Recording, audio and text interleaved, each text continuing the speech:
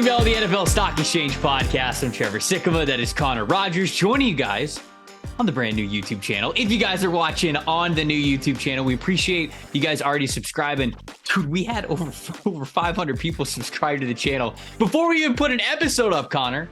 These are diehard sex addicts out here. You guys are the best. You guys are wonderful. So many different comments and people reaching out to us saying that they would absolutely follow us onto the new channel. I know it's confusing and I know it's some effort to go from one channel to the other. So for everybody who has subscribed already, and hopefully to the people who are going to subscribe in the future, we appreciate you guys a lot. It means a ton to us. Connor, how you feeling this morning?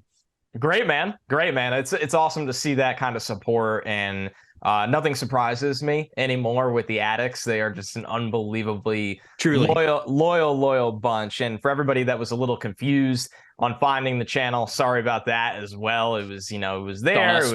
It was missing for a little bit, then it was back, but it's here. We're here. And if you're listening on Spotify or Apple Podcasts and you are still a YouTube user, please do subscribe. It really helps us out with the show so we can do more stuff like this. And man, I'm excited for today because it's that time of year where the combine list comes out. And listen, the combine doesn't necessarily tell you here's who's definitely going to be drafted. There are guys on this list that won't be drafted. There are snubs. Carl Brooks comes to mind, or if you want an example from last year, I think James Houston wasn't invited to the combine, coming off a 16.5 sack season in college, and then was great for the Lions. So it's not a perfect science, and that's not me and Trevor's fault. That's the NFL and NFL scouting department's fault. So we won't take any of the blame there. Nothing's ever our fault. Nothing's ever our fault. We're not responsible for any misses on this podcast. No. But still really important to make sure, number one, you have all these guys on your draft tracker, and for us to go through this list to kind of break down what we're interested in when the combine does arrive. Yeah, so what we're going to do today is the official combine list is out. So we're going to go position by position and just kind of have an open conversation of, okay, I'm looking forward to seeing this guy at the combine for this reason. Could be measurables, could be a certain drill, could be the interview process, or just the week in general, because the combine, for as much as we love the testing parts of it, the measurable parts of it, it's those intangible or immeasurable parts of what we hear while we are in Indianapolis. Like we get a really good finger on the pulse of what the NFL is believing about a certain player. We could go into it thinking, oh yeah, I mean, this guy's, 4th, 5th round pick, and he's going to be a nice mid-round guy. And all of a sudden you hear multiple scouts say, oh no, this is a top 50 player. And you go, whoa, okay. Now we've got to adjust things a little bit. So we're going to be doing that for every single position. Instead of us reading off every single name that there is, our incredible producer Ryan is going to put together a list of all of the players from every position as we begin to talk about them. So if you're watching on YouTube, you can see the full list there. And of course, this isn't just our podcast. We say it all the time. This is a community. This is you guys, NFL Draft Talk as well. So as you see the players on the list, let us know in the comments who you are looking forward to seeing for whatever reason as we kind of go through this conversation. But if you're ready to get it going, we might as well just start with quarterbacks. Now, yeah, I think we get right into it, right? This is always the group where, everybody knows the household names. And this conversation, Trevor, will start with Bryce Young's height and weight. I mean, let's just be real. That's what everybody's going to be looking at with this group. But it goes deeper than that when you have smaller school guys, or even like Tyson Bagent, who was at the Senior Bowl coming out of, not a D1 program in Shepherd. And then you have guys like Tanner McKee, who have kind of been forgotten about because he wasn't All-Star game eligible. So this is a good chance for him to get back on the scene. Yeah. And then, of course, all the buzz of how high can Anthony Richardson go? It feels like the combine is an event built for Anthony Richardson. So this is a very interesting group that has first-round talent, projected first-round players, and, of course, those small school day 3 dart throws as well. I got some good questions about the quarterback position. Can we have the over-under discussion right now? Can we set it for Bryce Young? The over-under? All right. So Alabama, we're going to do this right here on the show. And I want people to comment on it as well and hit us up on what they think, whether it's over-under. Alabama has Bryce Young listed at 6 feet tall. No way. 194 pounds. I'm going to set the over-under at 5'10" and a half. Do you think he's over or under 5'10" and a half? Man, I think that's the push. Right there. I do too. So you gotta go. I'll go under. I'll say he's 5'10" and a quarter. I'm going to say under 2. I think that I think 5'10.5" is probably where he's going to measure in at, but stretch him out.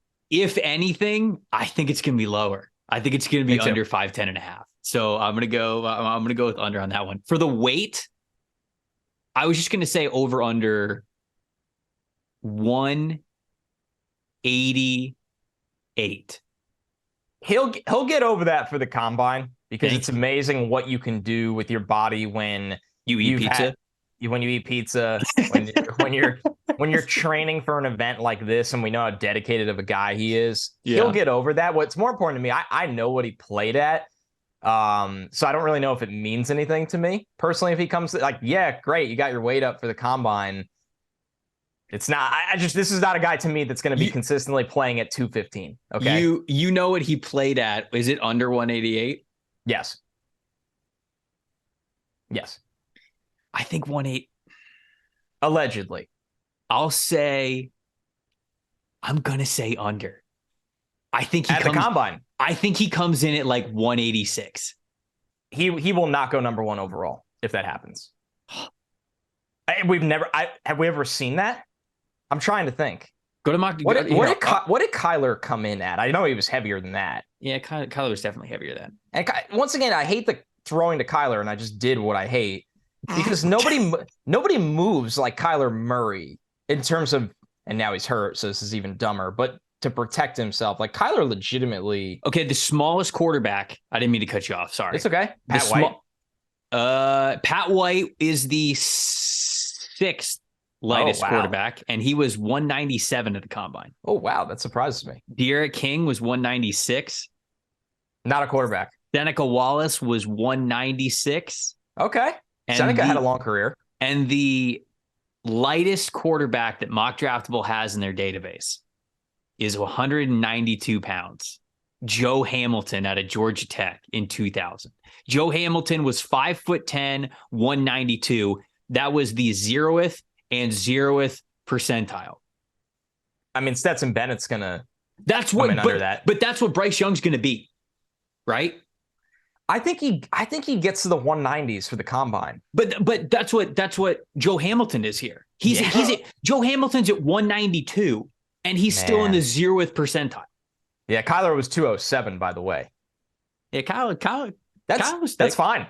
Kyle had some muscle. Like when you're 5'10" and an eighth, which is this is where I think Bryce is. I think Bryce is 5'10" and an eighth, 5'10" and a quarter, and he'll be in the 190s. You're right, Trevor. We've never seen this. And you and I both have him as QB1, so we're not. No question, QB1. That's the thing to me. It's a different league right now. It really is. Where I think guys that scouted in the 90s, the 2000s decade, even 2010. Like, there's no way you could take someone like that. Oh, no. But this is a different game for quarterbacks. I don't think, and I don't mean this as a shot to Bryce at all. I think he is so talented. He is one of the best football players I've watched over the last couple of years. He gets this kid's game better than so many other people do. And I think that absolutely matters, especially for the quarterback position. But if you take us back 20 years, Bryce doesn't even get the chance to play corner. No, he doesn't get the chance. No. He'd be playing corner, or he'd be playing wide receiver or something. Like, he wouldn't even, honestly, probably like slot receiver. He wouldn't grow up playing quarterback. He just wouldn't. Return man, which is weird to think of Bryce as that, because he's not even that electric. Dude, look, I'm gonna put it on his scouting report. Could play special teams. Could play kick return. It just goes to show you. You know what? It's good that we're having this combo instead of us having to yell, "Why is Bryce Young not a top 10 pick?" Yeah, I like this. That better. Was the case. Yeah, I like this better. But anyways, that's what our over. I'm setting the over under at 188.5 for Bryce Young to measure in at weight wise, and then 5'10.5 height wise. Under height, overweight. You guys tell me in the comments. Wow, Connor. Definitely not that. out here shaming this guy. Weight shaming. Let us know where you are in the over-under Bryce Young measurement sweepstakes. I'm gonna go under on both. I think he's gonna be like 5'10, maybe 5'10.5. That's why I think it's a good number. But then I think he's gonna be like 186. That's what I think. I've looked at every thing on Twitter of people posting pictures of him next to other people. Yeah. I've stood next to him. Oh, okay. Oh, so you should know this then. Why do you think I set the over-under at 5'10" and a half? Guess how tall I am? Yep. I'm 6'4", 240. That's what no, I'm just yeah. No, you are. You are, and you were looking down on him. I mean, if I wasn't 6'2", 240, hypothetically, let's say that I was 5'10" and a half, and I stood next to him, and we're about eye level. That's kind of where I get the number. Okay. But I'm 6'4", 240. So, I mean, that's, of course. So, yeah, different scenario. Here's another question. Do we think Anthony Richardson does anything in Indianapolis? He should throw. Should he? Yes. He has everything to gain from throwing. Yeah, but I agree with you. Everybody kicks it to pro day. That's true. Right. It's more comfortable. It's more scripted. You're right. I like the confidence when guys go to the combine and throw, but I understand why they don't. It's not a good environment. Like, for people that listening that are like, why wouldn't you throw? The way the combine's structured, and it changes year to year. You don't get a lot of sleep if you're a player.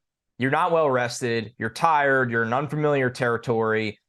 You're not always like pro day. Everything's laid out. You could be like, I can get 9 hours of sleep. I could wake up in my apartment, have my breakfast routine, throw to guys I've been training with for a month. So I understand why you wouldn't throw at the combine, but the spectacle of it. That's why I bring it up. I agree with you right off the bat. I agree with you completely.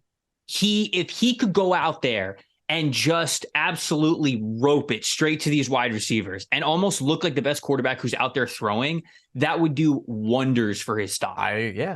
But do you want a guy who is still working on his accuracy issues throwing in a non-familiar environment with wide receivers he's never thrown to, in drills that he's probably only really been doing over the last couple of months, whatever? That's why, because I ask you the question because I had the exact same reaction that you did. Of course, Anthony Richardson's got to throw. And then I thought about it more. I'm like, are we not going to see him do anything?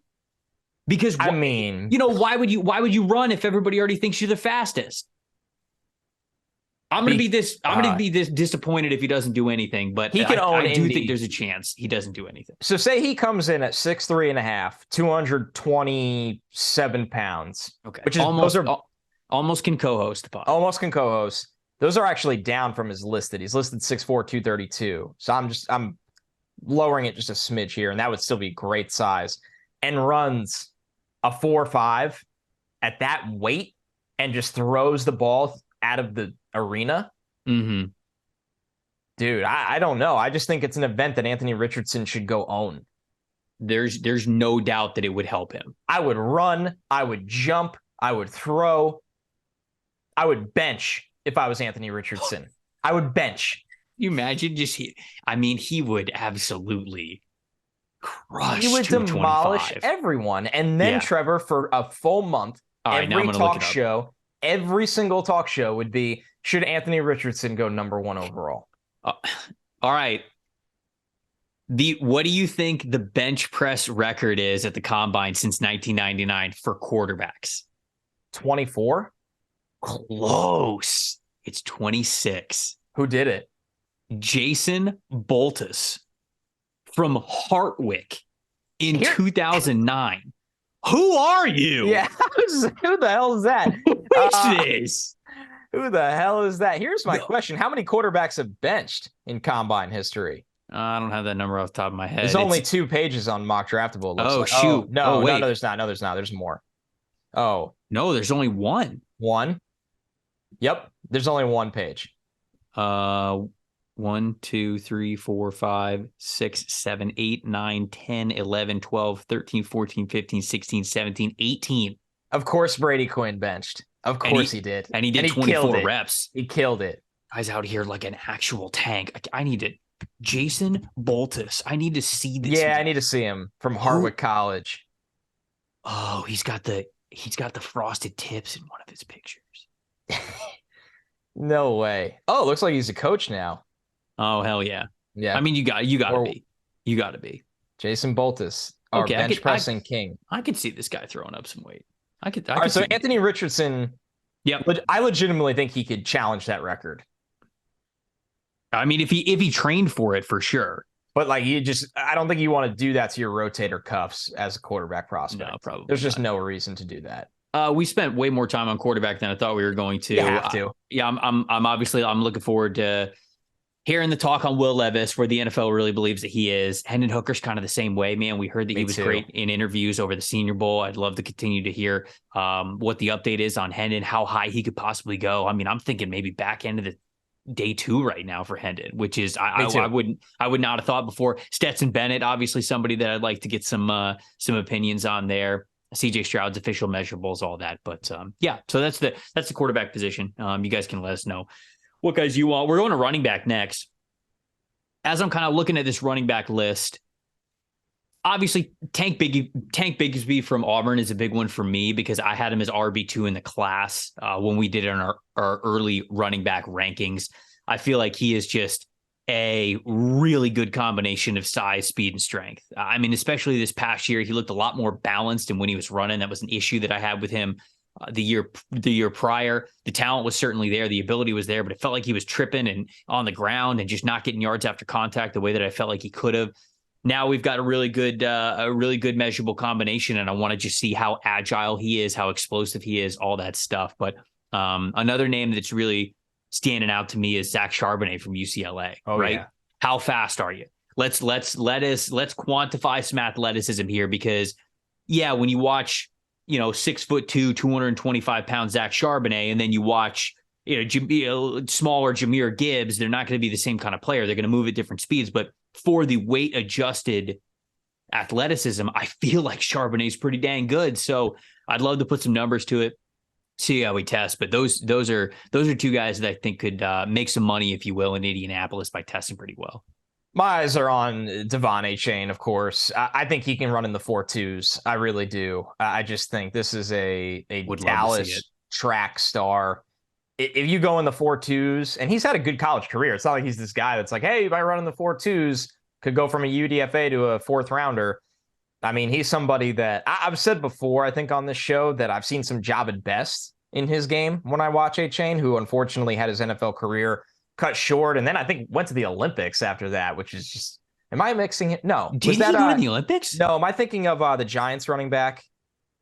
I forget. Javid Best I might be mixing him up with the Giants running back who got hurt and then went to the Olympics. Oh, David Wilson? David Wilson, is that who you're thinking of? Definitely went to the Olympics. What did Best do? Javid Best went to the 2016 Olympics. Thank you. I overthought that. Best ran a 10.39 in the 100 meter and did not advance to the semifinals. Still unbelievable. Only had a 2-year career in the NFL, unfortunately, because of injury, but he would have been a really good player without that. And did David Wilson also go to the Olympics? I don't know why I thought he did something else after football. That would be wild. After ending his NFL career due to a neck injury, Wilson announced that he's planning to return to track and field as a triple jumper. Okay, I was kind of right. Not the Olympics, but definitely went back to track and field. Yeah, he didn't go to the Olympics. Failed to reach the final of the 2015 Adidas Grand Prix. Finished 9th after posting a jump of 14.66 meters, which means nothing to me, but respect to David Wilson. So Achane might go in the 4.2s. If he does, that would be the story of the running back group. You want to go to wide receivers here? I'm looking at something else. Well, I'd love for Tajay Spears from Tulane to continue the momentum. I'd love for him to have a good combine week. Great Senior Bowl week. Love to see what he tests at. I'm curious to see what Sean Tucker's agility drills are specifically, right? Because I think you and I were on the same page with him as outside of our top 5 running back rankings, and love the straight line speed, but it just felt like that lateral movement was not there for him nearly as much as the explosive straight line speed was. So a lot of those highlights are going to blow you away, and you're going to be like, holy cow, look at this back. He's big, he's powerful. And I love Sean Tucker. He was my RB2 coming into the year, but the more I watched him this year, it was just like, man, when they took away that lane to really just get vertical up the field, when they made him try to use his agility, he just wasn't the same. And I'm interested to see what his agility drills are going to be, the short shuttle, the 3-cone, all that stuff. So those 2. And then the last one I'll give a shout out to. Keaton Mitchell, the running back from ECU. I like Keaton Mitchell, man. I He's an want to underrated see. player in this class. I want to see how he tests. I like the tape, man. I have not watched a ton of him, but I watched a bunch of him live this year. Okay. And every time I watched him live, I was like, this is the best dude for ECU, no question about it. And it felt like he was a takeover kind of running back for him. So I got to get to some all 22 of them. I knew I was going to get to it after the combine, but those are some players as well. Last one I'll shout out. Mo Ibrahim. Mo Ibrahim, just an incredibly productive running back during his career at Minnesota. What's he test like? And more importantly, I want to hear what people think about Mo Ibrahim, because I don't think anyone has like a bad word to say about him other than, okay, maybe he's not the most athletic back in the class, but like, where do you draft an uber productive back like him?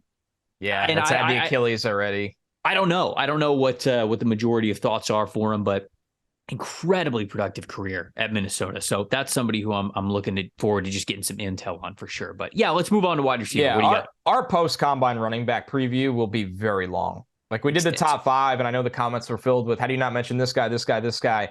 Those shows are very structured to be about the top 5. The post-combine ranking shows could be top 15s or, top 12s that have a ton of guys outside of it that we talk about. And the running back one will probably be our longest one. But then you go to wide receivers, which is traditionally always long.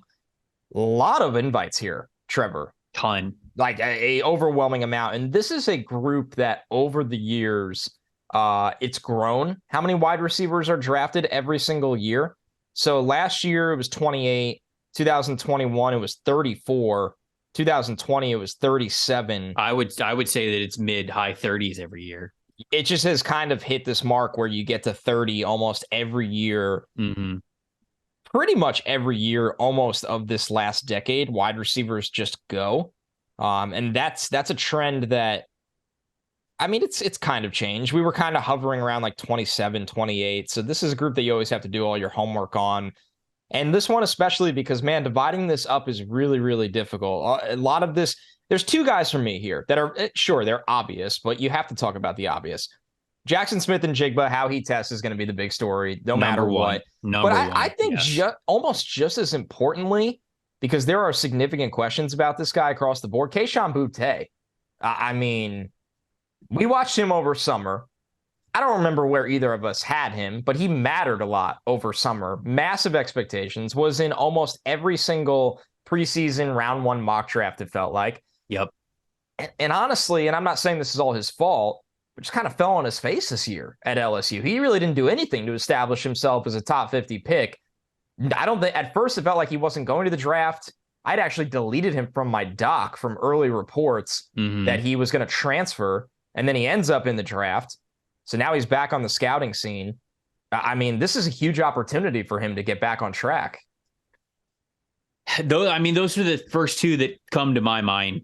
Jackson Smith-Njigba and how he tests is obviously going to be the biggest story, because if he can test more athletic than people think that he is, then he'll probably be wide receiver 1 in this class. Yeah. Like he can probably lock up wide receiver 1 with a really good week in Indy. And I just don't know what he's going to test at this point. So that's huge. Kayshon Boutte is absolutely one of the primary examples of where's the intel like, because where's the intel at with the rest of the NFL? How do they view this guy? Because he wasn't going to declare for the draft, and it was not a good year. I mean, you go back to summer scouting. I don't remember where you had him. I can't remember if we didn't watch a ton of, I don't think I had him in my top 5, but maybe I had him a lot lower in the top 5. I just remember I didn't like him. Like, I was like, okay, this guy is way more, he wins off athleticism way more than you would want to. Like, he's not that polished of a receiver. He's not making contested catches. He's just that crazy stretch of 5-6 games, whatever it was between his freshman and sophomore year. Like, that was all him just winning on athleticism and getting an insane amount of yards after the catch. So I felt like he was an incomplete receiver already going into this year. Doesn't really gel with Brian Kelly's new coaching staff coming in at LSU. It was really up and down from the very beginning. That first game against Florida State when he wasn't getting targets, and then they were showing him on the sideline and he was pissed. And then it's like, all right. And he's in the lineup. He's out of the lineup. There was a story about LSU that happened during bowl season, which I will just tell you guys to look up, if you would like to look up, of maybe a reason why he's in the draft class now instead of because he initially said that he was going to come back. He initially said, no, I'm going to come back to LSU. And then all of a sudden, out of nowhere, it was like, nope, I'm going to the draft. And people were like, okay. So it was weird. This is a guy who, like you said, has been in the first round of mocks that I just want to figure out what people think about him. So I had him as wide receiver 3 in our summer scouting. I'm going back to see. Okay. I can't. I'm trying to find if you had him anywhere. I don't think you did. I didn't like him. I thought his profile was very incomplete. He's just a traits guy. And then here's the thing. When the traits don't do anything during the college season, you fall off a cliff. So, and maybe people will, you go, well, Jackson Smith and Jigba didn't do anything this season. I saw Jackson Smith and Jigba absolutely destroy college football the year before. Oh, right. He had 1,600 yards. Like, that's not the same. Different stratosphere than Keyshawn Butte. And I don't share the same commitment concerns. I always try to be super polite or, very surface level when we get into like character and everything like that. I'm not saying Butte is a bad person. I'm just saying it's going to be a part of his process. Mm-hmm. What went on at LSU? Why were you not the star that everybody made you out to be? Right. So he's a fascinating guy to watch. And I know a lot of people in the draft community will really gravitate to him because he's an explosive player. And you always fall into the like what they can be at the next level. So, and then you get Trevor. One more for me on this for sure is Tyler Scott from Cincinnati because he's just going to run well. He's going to run sub 4.4. I think he goes 4.3s. Everybody's looking for explosive threats in a wide receiver class that's been lacking them. We know Jalen Hyatt should run well. Tyler Scott's the other guy that should be a vertical threat that should run pretty well in this on this track. A couple other ones that I've got my eye on. Jordan Addison, I want to see what he weighs at, right? USC has got him listed at 6 feet tall, 175 pounds. I mean, like that's we talk about Tank Dell being super small, and like Tank Dell measured into the Senior Bowl at 163. So like that's way small, but body frame, basically the only difference between Tank Dell and Jordan Addison, at least for the numbers that are out there, is the fact that Tank Dell is listed at 5'8", Jordan Addison's listed at 6 foot. So if you give me those 4 inches, that basically makes up for the 10-pound difference that you got there on him. So people are talking about Jordan Addison potentially as being a wide receiver 1 from this class. Can you draft a wide receiver 1 of a guy who is sub 80? Are you comfortable with that? Is he 6 feet tall? That's I think measurables are pretty big for Jordan Addison and his stock evaluation. Obviously, like how fast does Jalen Hyatt run? That's something that's huge, right? Because if he can get low 4.3s, then yeah, you're talking about a really great vertical weapon who's obviously been able to put that vertical ability out on tape as the Biletnikoff winner this past year. I'm interested to see in A.T. Perry's straight line speed. Matters a lot. How fast is A.T. Perry? I had A.T. Perry as my wide receiver 1 going into the season because I felt as though the size and speed combination for him was really good, how complete he looked as a vertical wide receiver. And then, you watch him a little bit closer and you go, all right, you're not really separating from these defenders with speed. He more so does it with like subtle physicality. He's really great at extending the arm in a way that's not going to draw OPI, but still gives him the ability to make a deep contested catch. What's he going to run?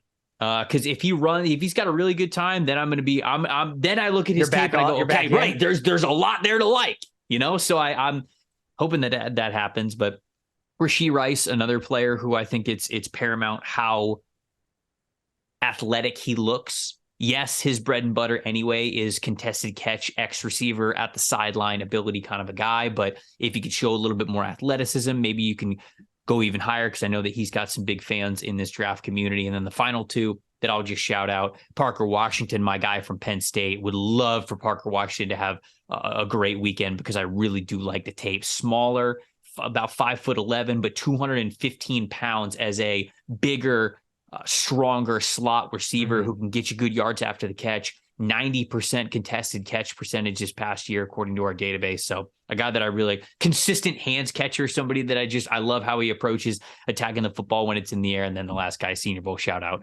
Michael Wilson from Stanford. How athletic are you? Let's put it out there. Let's see it against the rest of this class, because I don't want to put words in Mike Renner's mouth or anything. But I think when we were watching Wilson, he's like, dude, his tape at the Senior Bowl is almost like top 50 worthy in this class right now. He's like, because there's not a lot of solidified outside receivers who can do what he showed even in those 3 days of the Senior Bowl. So if he tests really well athletically, maybe he is a top 50, top 60 guy. We'll see. You never know. It's a wide receiver class that's so desperately looking for size. And Wilson is a guy that's, a well-built wide receiver. He'll probably come. I'd have to pull up his Senior Bowl measurement. I know Stanford listed him at 6'2", 209. I think he's going to play at 215. He's got a big frame, long strides. Same for Cedric Tillman from Tennessee, who you'd like to see run well, is another guy that missed some time this year, but when he plays, he's been a good player. So that brings us to the tight end situation where Michael Wilson was 6'1.5", 216. That's thick. Yeah, I mean he's gonna play probably close to 220 at the NFL level. Young man. Tight ends. I mean, the number one thing for me is it seems like everybody has massive expectations for Luke Musgrave in terms of how athletic he is. I want to see it out there because here's the reality with Luke Musgrave. For as high as he's being, projected and all these things, and Jim Nagy, who directs the Senior Bowl, had a really good tweet on this. He said top size speed combo at Senior Bowl. Luke Musgrave, who had 16th fastest max speed, 20.05 miles per hour of any player at 255 pounds. He's obviously testing really well in the GPS out there. He didn't play a lot of football this year. He got hurt. So when there's no tape to really watch of him for a guy being projected in the top 40 picks, Indy matters so much to you because I think he can be a really talented wide receiving tight end weapon, right? Up the seam, good acceleration. But if he doesn't test like everybody's projecting, then all of that goes away in my eyes. He's another guy that's solid for late day 2 kind of situation. And I mean, as much as everybody loves Dalton Kincaid, and I think he's, as you say, Trevor, a good football player, like you're not a round 1 tight end if you are an average older athlete. So he needs to test really, really well to live up to being a top 20-ish pick in my eyes. I mean, that was, that's always been rich for my blood. Like I think I had him tight end 4. I had Mayer at 1. I had Darnell Washington 2. I had Dalton Kincaid at 3. Comfortably, I had those 3 ahead. And then I believe I had very similar. Yeah, then I had Musgrave at 4, but I think he's a good tight end. He is. No, absolutely. But I agree with you completely. He'd really have to test off the charts in order to be picked. Even in my opinion, as a first rounder, he would have to test pretty off the charts, which I'm not betting on, but that's just me. Well, here's the thing. Okay. Round 1 tight ends, right? Since 2010. Okay. Jermaine Gresham, Tyler Eifert, Eric Ebron, David Njoku, Evan Ingram, OJ Howard, Hayden Hurst, Noah Fant, TJ Hawkinson, Kyle Pitts. Outside of Luke 4 Musgrave of those, should not be the next tight end on that list. Kincaid, Musgrave, do they fit in that mold? Number one, most of those guys didn't even come close to living up to their draft status. Not even close. So Howard slander. Yeah, absolutely is. So Jay Howard slander. Damn right. I won't stand for it. So I won't stand for it. Now that being said, this is a really good class that I think there's going to be tons of starters drafted on day 2 from. I think Tucker Kraft's a good player. I thought Davis Allen made some plays down at the Senior Bowl. The Clemson tight end, big bodied, another seam route runner. And then you get into, the world of the guys that could all challenge for round 1. Darnell Washington. It's just interesting. Do you think some of these guys actually don't even run because they can only hurt themselves at this point with how high they're being projected? If anybody's not going to run, it's Mayer. Mm-hmm. I was saying the same thing. But is Michael Mayer really going to be that guy who shows up to the combine and doesn't do anything? That's not him. I don't know. I can't really see it. I just can't really see him. It. So I think Michael Mayer is the most important tight end here. I would say Darnell Washington is next, right? Because if Darnell Washington can test really well, I looked it up on Feldman's freak list. Darnell Washington's not on the list, but Brock Bowers is, and there's a sentence about Darnell Washington that says that Darnell Washington can run in the 4.6s. Like if you get a guy who's 6'7", 280-pound tight end, and he's running the 4.6s, like I'm picking that who blocks like a tackle. I'm picking that guy over Musgraves in the first round, right? How did we get here? I don't know. I don't know. All right. So I'm looking forward to see how he tests for sure. You want to go to O-line? Yeah, why not? Who are we talking about with O-line? I mean, I feel like we've done so much of this group from the Senior Bowl. Obviously, this is now a chance for the top dogs, whether it's Skoronski, Paris Johnson, Broderick. Okay, so let's start right there. Number one, this is the most important thing from the O-line group. Peter Skoronski's arm length. Of course, right. I hate how, like, we're just touching on low-hanging fruit to start these, but we have to because we are always trying to deliver to the audience what you're going to hear about before you hear about it. When you turn on the Combine or you listen to shows that are recapping the Combine or previewing the Combine, this is what the talking points are. And Skoronski's arm length is insane, but could dictate him going 7th overall or outside of the top 10. And I really mean that. Doesn't mean I agree with it. He'll be a top 10 player for me, but that's the reality where we are right now. I agree. Obviously, that's the Skoronski's arm length is unfortunately by far the most important thing. These are the worst combos.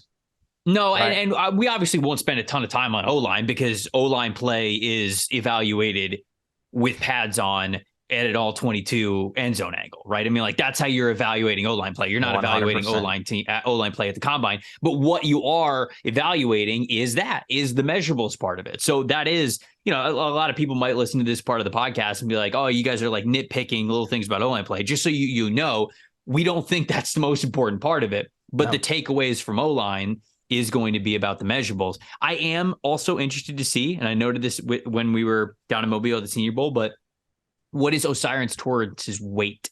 Because he was listed at 347 at Florida.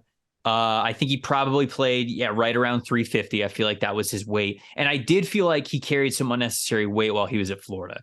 He measured in at the Senior Bowl at 337. So at least 10 pounds lighter than what Florida had him listed at this season, which I thought his body looked better. Does he get even closer to 330? Because I think that finding a healthy weight between 330 and 335, I feel like is the sweet spot for Torrance. Like he's not going to be carrying unnecessary weight. He's not going to be slower with his feet than he needs to be, but he could still be that powerful earth mover that he has been over the last couple of years, especially this last year in the SEC. So I am very intrigued to see if he can get below 335.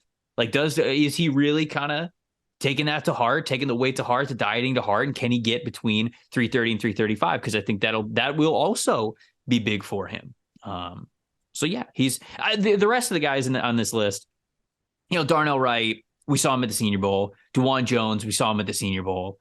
I suppose how Broderick Jones and Paris Johnson Jr. test athletically could be a big difference maker, right? If either of those guys just move crazy well, explosive, smooth, show up with the measurables that we wanted to and the height and the weight. If that's the case, maybe they vault themselves up to that offensive tackle 1 category. But that's what I believe the big storyline is going to be is Skoronski's arm and then Paris Johnson Jr. and Broderick Jones athleticism. Like who's going to come out of Indy as offensive tackle 1? That's going to be pretty huge. That's going to be the news.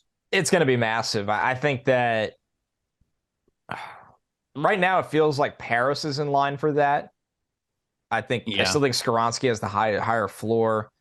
I mean, when you look at Broderick, he's a big dude that's really athletic, that has insane recruiting background and was good as a 1-year starter to back it up. So yeah, I think that's the big thing right there. And then I'm ready for D-line, but I don't want to jump the gun if you had more on. No. You know what? I'm excited to see your guy, Anton Harrison, because I think he had a great year. Yeah. And I think he's the least talked about rookie starting offensive lineman, right? Like Paris, Skoronski, Broderick, Darnell Wright, probably even DeJuan Jones, like all the centers, like they're going to start as rookies. I just think people get spooked when you talk about offensive linemen and strength being an issue, especially in year 3 of them starting. And that was still kind of an issue with Anton Harrison. In that conference where. Yeah. I don't really, there's not a lot of, okay, I don't want to slight the Big 12 too much, but, you put Anton Harrison in the SEC, how's he faring? Right. So that's a fair question. That's just the way that I'm going to say it. Before we move over to defense, because that wraps up things on the offensive side of the football. What if I told you guys that you could have invested in Tom Brady's stock, individual stock as a player, as a rookie? Now that he is retired, your investment would have been worth over 4,000% if you sold it right when he retired. Now it's not a what if, now it's a who's next. Mojo, the all-new sports stock market, lets you invest in your favorite athletes, like stocks, and cash in on your passions. You sign up right now on the Apple App Store to get your first stock for free, worth up to tens of thousands of dollars. Over 300 players are listed on Mojo right now. Go long and make money when an underrated diamond in the rough breaks out, or you can even short sell an overrated rival if that's how you want to make some change. Prices move with every play, every game, and every headline, so you can buy and sell instantly anytime all year long, so that action never stops. Mojo is live in New Jersey right now. Download Mojo in the Apple App Store today and start turning your playmakers into moneymakers. Must be 21 years or older to use Mojo and located in New Jersey to make trades. If you got a gambling problem, help is available at 1-800-GAMBLER. Visit mojo.com for more details. Defensive line. Big group. They just group them all. Interior defensive linemen, edge rushers. Not well done by the NFL. We are still living in a world where it's defensive linemen and linebackers. So you get Will Anderson with the linebackers. But is Will Anderson fit? It's so dumb. This is stupid. Stupid. How are we? Stupid. It's 2023 and we're still doing this. Why are we doing this? I mean, this is also the league that has people run around with a chain gang to measure. Okay. So that's why. Literally humans carrying around orange sticks with chains to measure. Hey, all due respect. Hey, we know Darnell Washington just ran 27 miles an hour, but here comes 2 humans carrying around orange sticks to measure the football spot. You're triggered right now. I am. It's pretty disgusting looking at this list. It is sick. Sickening.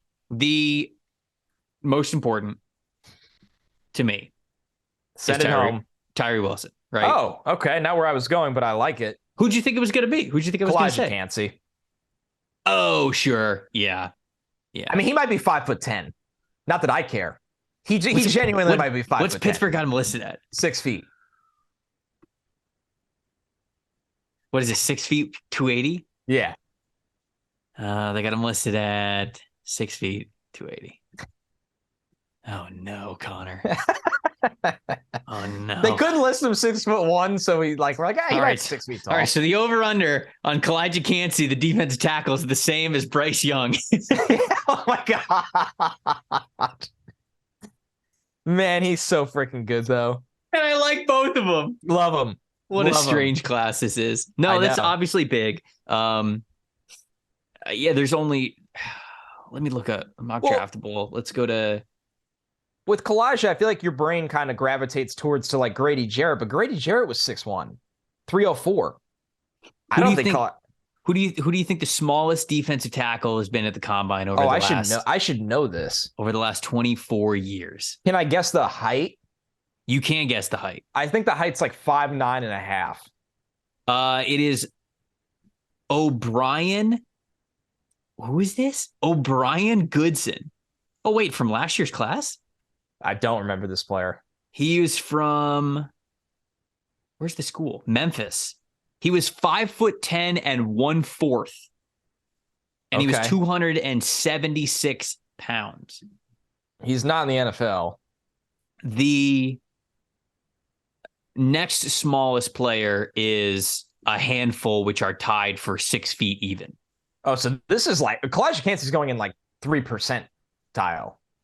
Oh, if he goes under 6 feet. If Kalijah Cansey's under 6 feet, he will be in the 0th percentile for defensive tackles in the NFL. Oh, this is a doozy, huh?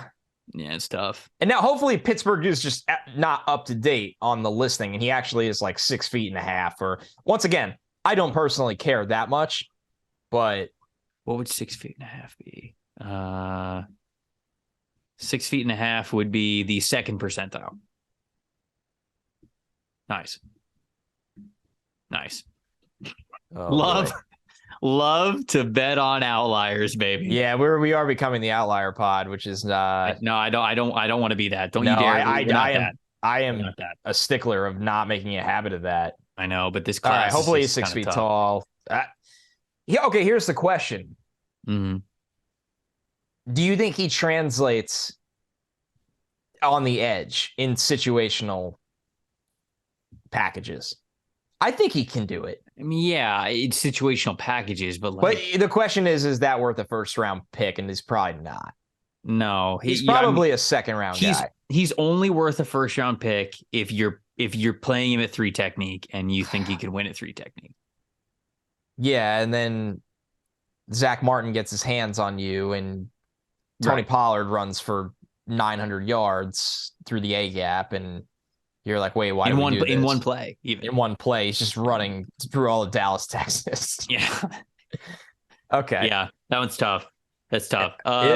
All right. Well, now you know what we're watching. But go back to Tyree. I completely invaded where you wanted to start this thing. No. The two of the names that pop out to me immediately are Lucas Van Ness and Tyree Wilson. Like, I want to know what the NFL really thinks of these guys. Yeah. Mel Kiper had them both in his top 12, right? Daniel Jeremiah had both those guys at least in his mock draft. I can't remember what his top 50 was, but both those guys were in the top 12 of his mock draft as well. So what do these guys come in at measurably? We think that they're going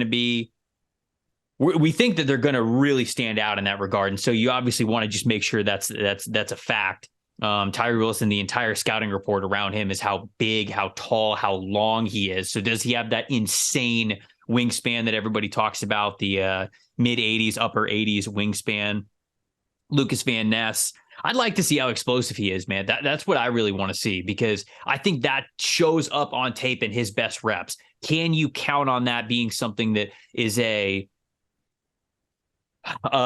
guess I'll say a baseline to his game as he really works out his pass rush profile? Because right now he's just a bull rusher. Like, to me, Lucas Van Ness is just a speed to power player. And I want to know that I'd love to see his agility as well, because I'd love to combine that explosiveness with the agility scores to say, okay, look at all the different pass rush things I might be able to do, how I can really attack the outside shoulder and then move inside and be able to do that, crossing the face in different ways. He's a ball of clay. That's something that I would like to see from him. I hope that he tests really well, especially for where he's being mocked, because he's going to need it with as few reps as I feel like he has over the last couple of years at Iowa, especially because he was playing on the interior before, and now we're projecting him as an edge rusher. But yeah, I mean, those are the two guys that really stand out to me. You know, a lot of the other players, Siaki Ika, I mean, I kind of already know what he's gonna have short arms. I'd like for him to show some good explosiveness of the 10-yard split from the 40-yard dash, but I feel like he's going to show that, so I'm not really worried about it. I guess Myles Murphy, you know, how he tests. Yeah, it's a big one. Is going to be huge. Zach Harrison.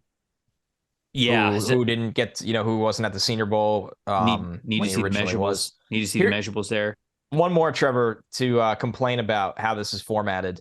Mm-hmm. How about 235-pound Nolan Smith being with the D-line? Drew Sanders and Nick Herbig are with the linebackers. Nolan Smith is with the D-line. It doesn't make sense. Just wild. Brian Brzee, that's the intel guy from this group, right? Yeah. What's the NFL think about Brian Brzee? Definitely the intel guy. What's the scuttlebutt? Is there a team that still sees the talent he has, everything he went through this year medically and mentally and emotionally, and goes, we'll get that guy in our D-line room with a top 30 pick, and he's going to be really good for us? Wait a second. Is BJ Ojulari with the linebackers? Yes, he is. See, now you're sharing my frustration. Roger. This is a mess. It's a mess. This is ridiculous. Open your eyes. So is Derek Hall, by the way. I know. But Nolan Smith is with the D-line. I don't know. Who does this? I would love to know whose job this is. That's the intel that we need. Okay. Forget everything that we could learn about players. Brian Brzee, Kayshon Boutte, Hendon Hooker, don't care. I don't care what the NFL thinks. I want to learn who's making these lists. Whose email do I have to get? Telegram. Oh, here's one for you. Will McDonald with the defensive line. Oh, Kill me. Okay. He looked like a wide receiver on the Senior Bowl field. So a lot of the linebackers, they were transitioning over to linebackers now. Yeah, it's pretty much the same thing we just went through. Obviously, I'm very excited to see B.J. Ojulari. All sarcasm aside, very good player. I think that he's getting slept on in this class, man. I think we are wanting a lot of other edge rushers to kind of like be in that top tier conversation. Ojulari is just damn good at what he does. Oh, yeah, he was a top 5 edge for me on that preview. I think he's gonna be a really good player. Jack Campbell's 40. Yeah, big. I mean, we don't think it's gonna be fast. You know who's 40? I think is probably more important. And just overall athleticism score is DeMarvion Overshown, from Texas. I think that his athletic performance is going to be a big deal because that's his entire strength, right? Like that's what he's going to be boasting is, I'm a former safety. I've got a unique body type and I'm giving you a lot of speed in the middle. So he's got to be able to showcase that one for sure. Absolutely. And then, one more here when you go back to Feldman's Freaks, Noah Sewell, whose film we diagnosed on the linebacker preview, did not have a great, season. Mm-hmm. Feldman wrote former high school quarterback. The GPS had him top out at 20.85 miles per hour. That's a good mark. He's benched 425. He's a weight room warrior, so he's the guy that has to bench and has to run in a straight line pretty well. I don't think that fixes his issues, but if he doesn't do those things as one of the highest metrics, then you're probably looking at a pretty safe day 3 slide for Noah Sewell. Diane Henley from Washington State. And a lot of people were upset we didn't talk about him on the show, and it's not that we don't know it.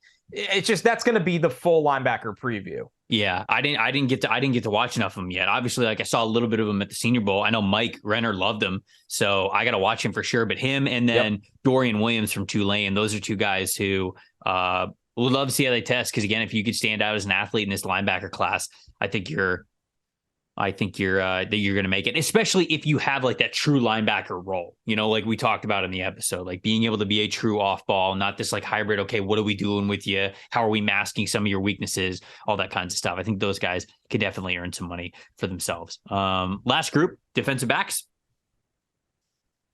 Who you got? I think Christian Gonzalez is going to test it just bonkers. Honestly, I think he's going to be 6'2". Over 200 pounds. I think his vert is going to be over 40 inches. I think he's going to run in the 4.3s. I think he's going to look so good in the drills with that back pedal and how his change of direction is. I think Christian Gonzalez is going to absolutely put on a show from this group. Would love to see it. I really do. I think truly love to see it. I think people are going to lose their minds after seeing him at the combine, and I think that's a bad process because I think it's all there on film. I don't really think you need the combine to diagnose that this dude is one of the best athletes in the draft, but I think the combine will absolutely confirm that. 2 big weigh-ins for me. Oh, the first one is Devon Witherspoon. What does Witherspoon weigh? It'll be 185. If he can get up to 185, cool. Yeah, maybe 183. It'll be Jair Alexander all over again. Jair was bigger than that, wasn't he? No, Jair was, I think, 183 at the combine. Let me look right now. Oh, I'm going to look right now. Oh, 196. I was wrong. Oh, yeah. I was like, there's no way he was 183.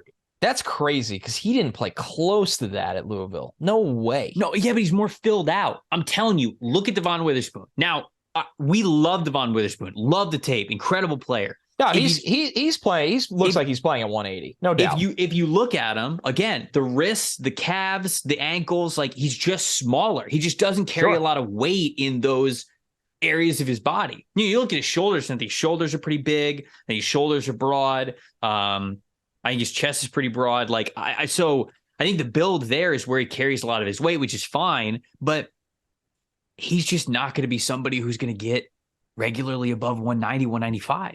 And okay, does he need to? Well, no, not with tape like that. Tackles like an animal, stickiest guy in coverage in the draft. All right, let's look at weight for I just corners. don't think it matters. He's not short. Lowest weight for a corner was 164. I mean, dude, there's been some featherweights. Oh, Jack Jones was 171. He's small, and he had a really nice season for New England. He had a really nice season. Marcus Jones is 174. Yeah. Slot only, which isn't Witherspoon. Antoine Winfield Sr. was 160 or 176. Didn't know that. Did not know that. I remember him being a lanky guy, but that's light. That is really light. I'm looking at what Travius Hodges-Tomlinson came in at Shrine.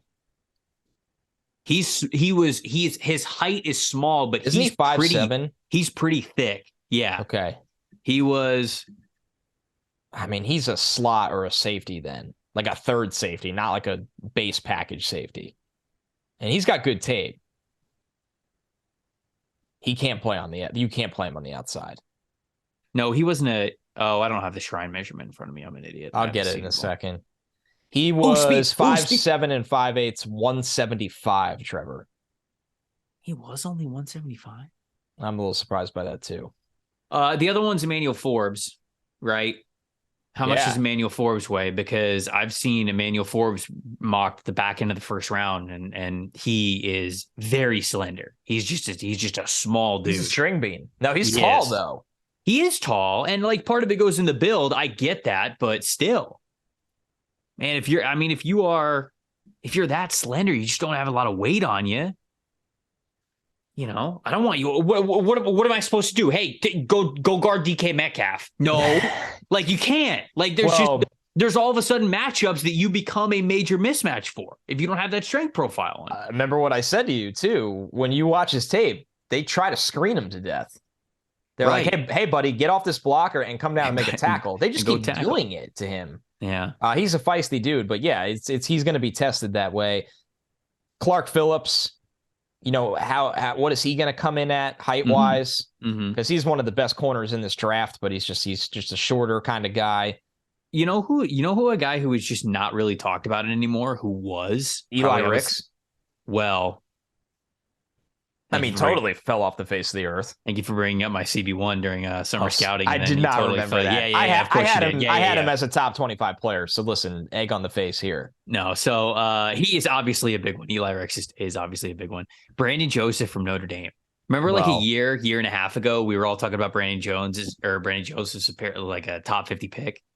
I just want to see what he tests as, because that's the thing. You watch his tape. I mean, you watch his tape and you go, okay, I like some of the instincts from him. I like how he sees the field. Sometimes he anticipates things really well, but then it's like he puts his foot in the ground and he goes to make a play on the ball as it's coming in. He just can't get there. Like he can't get to the sideline or he can't get to the throwing window. So how he tests. Summer notes on him, and I need to watch him this year, to be fair to him, after he transferred. I just remember he just could not tackle. Angles, strength, but I liked his ball skills. Looking back at this. So in 2021, he had missed 17 tackles just in the run game. That's a liability. All right. So at the combine, we have Anthony Johnson. We have Anthony Johnson Jr. and we have Antonio Johnson. Great. Just wonderful. And there's two Byron Youngs in the same draft. Of course. Who are both in the defensive line category, by the way. Oh, yeah. They didn't just throw one to linebacker? Stick. Awesome. Last guy that I want. Last guy. Well, actually, two guys that I want to shout out. One, Keitrell Clark, the corner from Louisville. I'm not gonna lie, man. I did not really know a ton about him. I went back and I watched all the practice film from the Shrine Bowl. He's awesome. Okay. He is small. He is a smaller corner, but he moves with that kind of confidence and aggressive play that you want to see. Like every movement is explosive from him. He is eyes on the quarterback at all times, trying to make the best play on the ball, trying to make the best play on the receiver. There were a couple of times where he was like calling out what was about to be a screen or a quick pass, and he'd be able to beat it and make a play in the backfield, even in practice. And like, I don't know, it's just awesome to see. So love the instincts, love the athletic ability from him, loved how aggressive he was. He's somebody that I'm looking forward to probably getting to chat with, hopefully at the podium sessions, and then seeing how he tests. And then the last one for me, Brian Branch. How athletic are you, Brian Branch? Because on tape, you were one of the best football players in this class. If you could test like a good defensive back athlete all around, I mean, I'm picking the dude in the top 20. Lock top 20 pick. He should not be one of those players who you get to the end of a first round mock and you just go like, oh, I'm going to pick a real good football player at the back end of the first round. Like the class does not have enough players that are good at football above him. If he tests really well, I think he can make a lot of money for himself when it comes to Indy. One for me is Jalen Jones from Texas A&M, 6'2", 205. This is a former top 10 recruit out of the state of Texas. There were massive expectations. He was solid for A&M. He dealt with both lower and upper body injuries. So I wonder if in that kind of environment, you just look at him, Trevor, he's got that, he has the look of guys like Gonzalez and Porter and Ringo, right? That tall, filled out, physical kind of corner. He had an okay college career when there's a chance he could have had a great college career. So how does that project moving forward to the NFL level? And when he tests and he gets out of that environment and talks to teams and they tap into what kind of ceiling he has. So he could be a day 2 corner. That could be a long-time starter. Because I know that people are going to yell at us if we don't talk about specialists. You think so?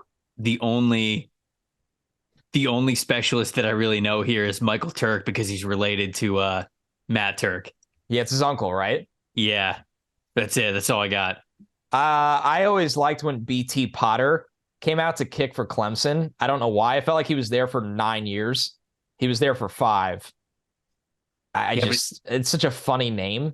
Wasn't he shaky? BT Potter. BT Potter sounds like a character from The Greatest Showman movie. That actually is spot on. Come on, right? That's exact. Yeah.